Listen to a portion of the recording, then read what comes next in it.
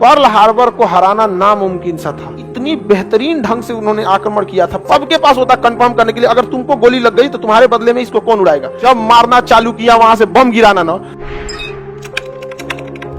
हवाई द्वीप पर एक जगह था पर्ल हार्बर।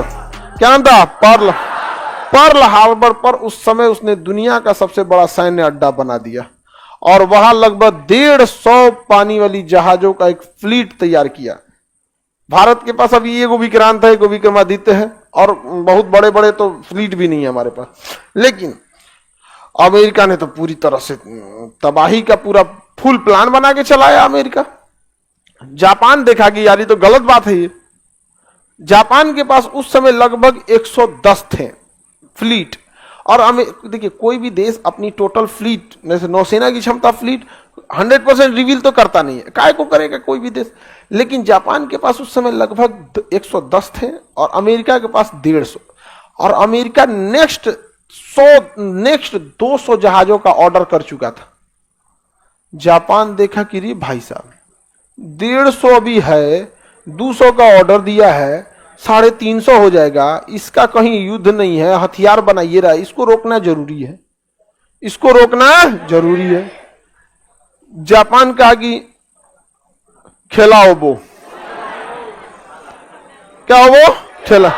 जापान कहा कि ना होगा हमसे। जापान ने अपनी नौसेना लाया और यहां लेके गया कहां पर? पर्ल हार्बर पे। अब मारा, सुबेरे 7 बजे से बम मारना चालू किया। विमान वाहक पोत होते हैं, जहाज जिसके ऊपर लड़ाकू, पानी वाली जहाज होती है जिसके ऊपर रनवे बना होता है, वहां से छोटी जहाजें टेक ऑफ करती है। लड़ाकू जहाजें जो होती है ना, वो छोटी होती है साइज में। लड़ाकू जहाजें साइज में क्या होती है? छोटी होती है, जिस वजह से वो इजीली टेक ऑफ कर सकती हैं और ले जाके बम भर भर के लगी सब गिराने। और पूरा देखते देखते देखते 7 दिसंबर 1941, 7 दिसंबर 1941 अमेरिका ने पर्ल हार्बर पर सुबह 7 बजे दस्तक दिया। लोग बरस कर रहे थे। नहीं, यहां जापान नहीं, यहां पर पर्ल हार्बर पर सैनिक क्या कर रहे थे? बरस कर। कोई अखबार पढ़ रहा था, कोनो बतिया रहा था टेलीफोन पे। समझ में आ गया कि नहीं आ गया? कोई कुछ कर रहा था, कोई सफाई कर रहा था। पूरी पर्ल हार्बर में आसमान में जहाज दिखने लगा। अरे ये किसका जहाज है? और इतनी बेहतरीन ढंग से उन्होंने आक्रमण किया था पर्ल हार्बर पे, पूरी प्लानिंग के साथ। जैसे कोई नक्शा है, ये पर्ल हार्बर 5 गो गांव के बराबर अकेले, इतना छोटा सा तो होता नहीं है यहाँ पर। अब उसके अलग अलग एरिया होता है। यहाँ पर एमुनेशन एरिया होता है, यहाँ पे हथियार रखे होते हैं। एक एरिया होता है रडार एरिया, जहां पे निगरानी के सारे सामान होते हैं। एक होता है रेसिडेंशियल एरिया, जहां पे सैनिक सब आराम करते हैं। एक एरिया होता है एडमिनिस्ट्रेटिव एरिया, जहां पे सारे डिसीजंस लिए जाते हैं। एक होता है टेक्निकल एरिया, जिसमें सारे टेक्निकल मशीनरीज वगैरह लगी होती हैं। एक होती है इलेक्ट्रिकल एरिया, जहां बिजली वगैरह होता है। एक मेन फाइटर एरिया, जहां पे रनवे होता है। यहाँ पे क्या होता है? रनवे होता है। इस रनवे पे क्या खड़े रहेंगे? जहाज। और यहां पर एक मेन होगा डकयार्ड होगा, जहां पानी वाली जहाजें ऐसे ऐसे आके खड़ी रहेंगी। एक जो बैकयार्ड में था अलग से, यहां पे भी पानी वाली जहाजें आके खड़ी थी यहाँ पे। तो यहाँ पे सामान लोड करने के लिए पानी वाली जहाज में बंदरगाह होगा, एक दूसरे साइड में बंदरगाह था। ये पूरा नक्शा था किसका? Pearl Harbor. पर्ल हार्बर को हराना नामुमकिन सा था। 3-3 ठो इसमें क्या थी? डकयार्ड थी। वहां पे नौसेना 2 ठो, एक लड़ाई के लिए रेडी थी, एक स्टैंड बाई में थी, या एक यहां पे थी। एक मेंटेनेंस वाला अलग था, जहाजें बिगड़ जाती हैं तो वहां जाके मेंटेनेंस होगी। उसके अलावा एयरफोर्स के लिए रनवे था, यहां पे बंकर था, सैनिक यहां रहते थे सब।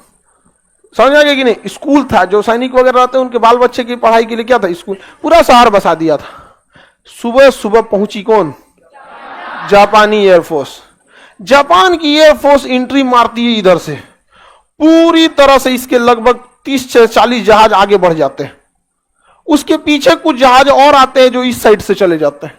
उसके पीछे और आते हैं जहाज जो अलग डायरेक्शन में चले जाते हैं। मतलब वो सब सबसे टारगेट फिक्स करके आए थे सब। हम आगे चाहिए तो दुबे जी तू स्कूल उड़ाइयो, पूरा प्लान बना के। सारे पायलट के पास नक्शा था, कौन सा बिल्डिंग किस पायलट को उड़ाना है। और सबके पास होता कंफर्म करने के लिए, अगर तुमको गोली लग गई तो तुम्हारे बदले में इसको कौन उड़ाएगा। मतलब एक टारगेट, दो जहाज। और उसी हिसाब से घुस गए कि जिनको ये उड़ाना है वो पहले घुस गए। ऐसे नहीं कि बकलोल की तरह अरे हमला करो, धाए धाए मार दिया इसको, इधर मार, पूरा बवाल हुआ, वो सब रेडी हो गया, सब कुछ नहीं।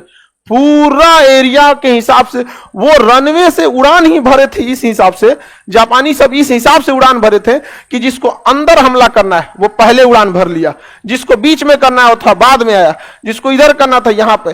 पूरा पर्ल हार्बर के आसमान पे गिद्ध की तरह जहाज घूमने लगे सब। अमेरिका को लगा कि हमारी सेना स्वागत के लिए आई है, हमें कौन क्या कर सकता है, अमेरिका है हम, अमेरिका है हम। जब मारना चालू किया, वहां से बम गिराना ना, अफरा तफरी हुआ तो फोन तक नहीं कर पाए थे ये लोग, फोन नहीं कर पाए थे। सबसे पहले आके टेक्निकल एरिया उड़ाया था, दाएं पूरा मशीन उधिया गया, टावर हेलो हेलो जा, यहाँ पे इलेक्ट्रिसिटी मारा, उधिया गया यहाँ पर। दूसरा आते रनवे पे बम गिरा दिया, यहाँ पे कोई जहाज अब नहीं उड़ेगी, टुकुर टुकुर देखो। अब जहाज का पायलट लेके कर रहा है, हम क्या करें, इंजन स्टार्ट करके दूर दूर दूर दूर कर रहा है, मारा सब आया, रनवे उड़ा ले, अब जहाज लेके कर दे रहे हो यहाँ पे, अब क्या कर सकते हैं। यहाँ पे जहाज को गोली से मारे थे सब जापान वाले, कहा तो उड़ पाएगा नहीं, तुमको बम का लिए जियान करे तुम्हारे पे। जियान मतलब समझता, डिस्ट्रॉय, बर्बाद, बर्बाद नहीं करना चाहिए, समझ में आ गया कि नहीं गया। तो जियान जो है वो जियान भाषा अपनी है, और बर्बाद कर देना भी भाषा है एक ठो, समझ में आ गया कि नहीं। किसी को कोई दिक्कत, आगे बढ़े। तो पूरी तरह से जापान वाले कहां घुस चुके थे सब, पर्ल हार्बर पर।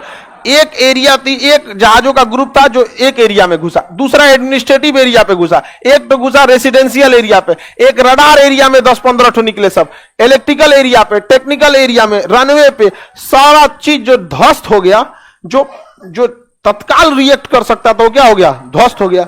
अब पानी में बची नौसेना की जहाजें, समझ में आ गया। ये जहाजें कुछ डॉकयार्ड में लगी थी, कुछ की सर्विसिंग हो रही थी, कुछ रेडी थे अपने मिशन पे जाने के लिए हथियार गोला बारूद से लोड करके, कुछ स्टैंड बाई में खड़े थे कि कभी कुछ इमरजेंसी हुआ तो हम लोग रिस्पॉन्ड करेंगे, कुछ बिगड़े हुए थे, उनकी सर्विसिंग हो रही थी।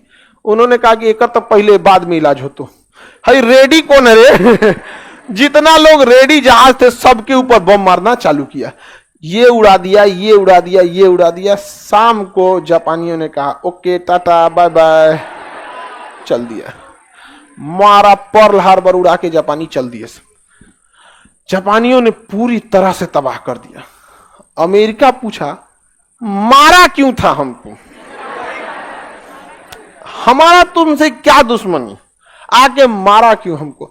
अब जैसे हम ही लोग हैं, हम लोग के ऊपर आके अगर कोई देश कहीं बाहर से आए, केनिया से हम लोग का कोई दुश्मनी है, आके बम मार दे, तो हम लोग पूछेंगे ना आखिर तुम्हारा दिक्कत क्या है, कोई दुश्मनी है हम लोग का केनिया से, कोई दुश्मनी नहीं है।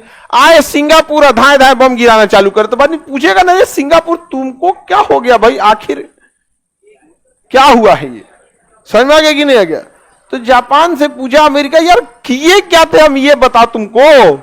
कहा कि यार तुम बहुत तेजी से विकास कर रहा था, हमको ये देखा नहीं गया, अगर हम विकास करते ना तो तुम बहुत तेजी से निकल जाता, इसलिए एक ही रास्ता है, तुमको हम ढकेल दिए पीछे, अब तुम 20 साल तुम्हारी कमर टूट जाएगी, अब हमको आगे बढ़ने तुम। अमेरिका आग बबूला हो गया। अमेरिका कहा कि we will teach lesson to Japan, हम जापान को एक सबक सिखाएंगे। जापान के राजा तो हीरो ही तो, we doesn't consider America is an important country. कहा हम अमेरिका को कोई इंपॉर्टेंट कंट्री नहीं मारते हैं, सुबह अभी तो मार के आए हैं। इसमें अमेरिका, ये जो जापान के जहाज जो पायलट थे उनका जब एम्यूनेशन खत्म हो गया था गोली, तो जब सारा बम्बार्डमेंट कर दिए सब ना, तो अब बच गए कौन, सैनिक लोग। तो खोज खोज को गोली मार रहा था जहाजिया पे से, जहाजिया नीचे ले आके चला हो गोली, अब भागता मार धा धा धा मारा, सब पूरी तरह से ध्वस्त कर दिया। जब गोलियां खत्म हो गई थी तो इन लोग का ये अपनी जहाज ले आके लड़ा देते थे सब, कामाकाजी बोला जाता था। क्या कहा जाता है, कामाकाजी। जापानी सब इतने ज्यादा, आज भी सबसे ज्यादा देश के प्रति समर्पित जापानी रहते हैं सर। 110 साल की एज में भी वो पेंशन नहीं लेते हैं, जबकि जापान के लोगों को पेंशन दिया जाता है, लेकिन जापान का ज्यादातर व्यक्ति अपना पेंशन देश के लिए लौटा देता है। और जापान के लोग आज भी 110 साल की एज में भी बिजनेस करते हैं, कुछ ना कुछ काम करेंगे। यहाँ पर आप देखिए कुछ कुछ रेस्टोरेंट रहेगा, वहां बूढ़े बूढ़े लोग बैठे रहेंगे, लेकिन वो कहते हैं कि हमको अपने देश के लिए काम करना है। और वहां के लोगों का कल्चर है ये, कहते हैं कि अगर हम काम नहीं करेंगे तो समझ जाओ हम जल्दी मरेंगे। और सबसे ज्यादा जिंदगी कौन जीता है? जापान में। तो 110 साल वहां नॉर्मल है। हमारे यहाँ 110 साल में तो आदमी पारदर्शी हो जाए, आर पार दिखने लगेगा। अरे चाचा वो पार दिख रहा है जी। 110 साल में एकदम बेचारा अजीब सियार हो जाएगा आदमी, एकदम बहुत दिक्कत हो जाएगा 110 साल में। तो पूरा पर्ल हार्बर किसने उड़ा दिया? किसने उड़ा दिया? जापान ने। अमेरिका बेचारा जहर का घोट पी के रखा। कहा जापान तुमको भुगतना पड़ेगा, तो कहा फिर बोलेगा रे तुम फिर भुगतना पड़ेगा। अब अमेरिका पूरा आग बबूला हो गया। कहा कि ब्रिटेन, ये ब्रिटेन बहुत मारा रे हमको। ब्रिटेन का डूबी हुई कश्ती से किनारा पूछते हो? तुमको तो दूर जाके मारा, हम तो सीधाने खड़े हैं। हम तो एकदम ईपी सेंटर पे खड़े हैं। मार रहा है जर्मनी, 15 दिन 15 रात बिना रुके बम गिराया। तुम 3 घंटा में उबिया गया। बेचारा अमेरिका आग बबूला हो गया। कहा जापानियों को सबक सिखाना पड़ेगा। और जापान ने आया यहां से पर्ल हार्बर को उड़ा दिया। कहा यार तुम मेरे बगल में बैठ के कर रहा था, पता नहीं कौन चीज नौसेना बना रहा था, हमको टेंशन हो रहा था, मार दिया हम। बाकी अमेरिका, हमको तुमसे कोई दुश्मनी नहीं है। जापानियों सबको पूरा अमेरिका वाला दुश्मनी से एकदम देख रहा था, बर्बाद कर देंगे जापान तुमको। जापान कहा कि जापान अब अपनी नौसेना बढ़ाने लगा। और अमेरिका से कहा देखो तुम बहुत ज्यादा बना रहे थे ना यार, हमको दिक्कत हो गया था, इसलिए हम अब दिक्कत नहीं है, अब तुम बना सकते हो, क्योंकि तुमको बनाने में 40 साल लगे।